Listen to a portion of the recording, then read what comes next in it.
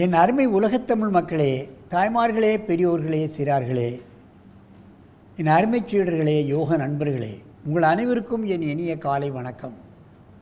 கலைஞர் தொலைக்காட்சி நிகழ்ச்சியில் நலமுடன் வாழ என்னும் பிரிவில் அதிகாலை வேளையில் முதல் நிகழ்ச்சியாக தரப்படுகிறது யோகாசனம். வெகுகாலமாக தரப்படுகிறது. மற்ற நிகழ்ச்சிகள் எல்லாம் பார்ப்போம், மறந்து விடுவோம்.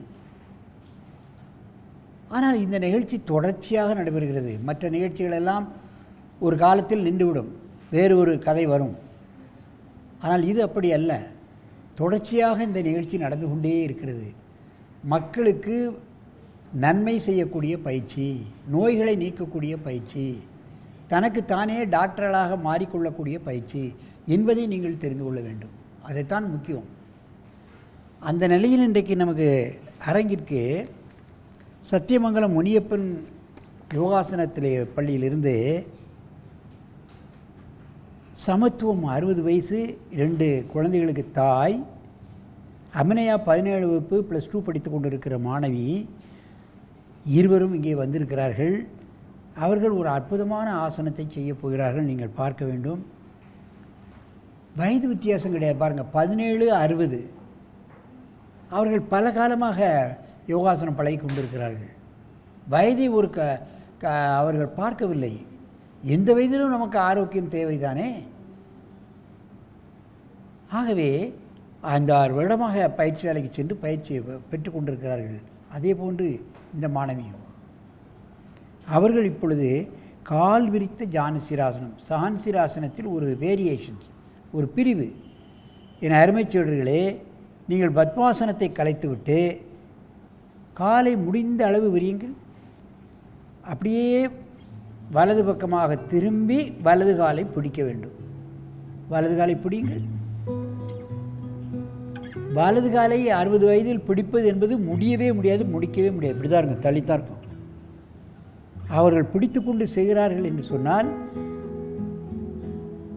அந்த பெருவிரலிலிருந்து மூளை வரைக்குள்ள அத்தனை நாடி நரம்புகளும் இழுக்கப்படுகின்றன. அதைத்தான் கவனிக்க வேண்டும். முட்டில் ஏற்படக்கூடிய வலிகள், வயிற்றில் ஏற்படக்கூடிய பிரச்சனைகள், மூளைக்குள்ளே போகிற நரம்பு இழுக்கப்படுகிறது. மூளைக்குள்ளே போய் யார் நரம்பை இழுக்க முடியும் என்பதையெல்லாம் நாம் கவனத்தில் கொள்ள வேண்டும். ஒரு 20 எண்ணிக்கை. மெதுவாக எழுந்திருங்கள். நீண்ட மூச்சு வாங்கிக் கொள்ளுங்கள். இப்பொழுது கையை மேலும் உயர்த்தி இடது பக்கமாக திரும்பி இந்த ஆசனத்தை செய்ய வேண்டும். கீழே இறக்கி போடு கையம்மா. இன்னும் இறக்கி கையை அப்படி போடணும்.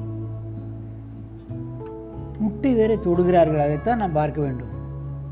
ஜானுசிராசனத்தை முழுமையாக செய்கிறார்கள்.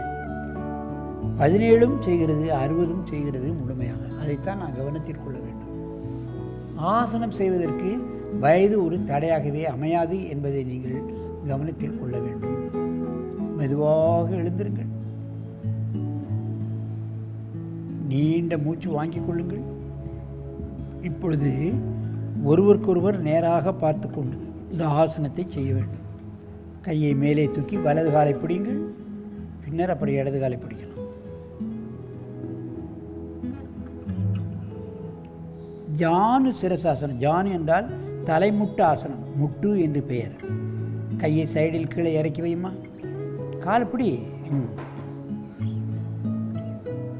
சும்மா அனாசாயமாக செய்கிறார்கள் இருவரும். அது அதிகாலமாக தொடர்ச்சியாக சாதனையாக செய்து கொண்டிருக்கின்ற காரணத்தினால் தான் லகுவாக வருகிறது. எவ்வளவு நேரம் வேண்டுமானாலும் செய்யலாம் என்ற ஒரு எண்ணத்தில் இருக்கிறார்கள்.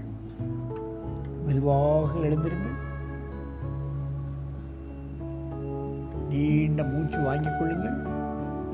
வயது வித்தியாசம் கிடையாது என்பதற்காகத்தான் சமத்துவம் 60 வயசு, அபிநயா 17 வயசு. இவர்கள் ஆசனம் செய்கிறார்கள். இவர்களை பார்த்த பின்பாவது வயோதிகர்கள் என்றால் ஆசனம் எங்கே செய்ய முடியும் என்று நீங்கள் கருதக்கூடாது. அவர்கள் சத்தியமங்கலத்திலிருந்து வந்திருக்கிறார்கள் இருவரும். தொடர்ச்சியாக ஆசனத்தை முனியப்பன் பயிற்சிசாலையில் பயின்று கொண்டிருக்கிறார்கள். விடாமுயற்சியுடன் பறந்து கொண்டிருக்கிறார்கள்.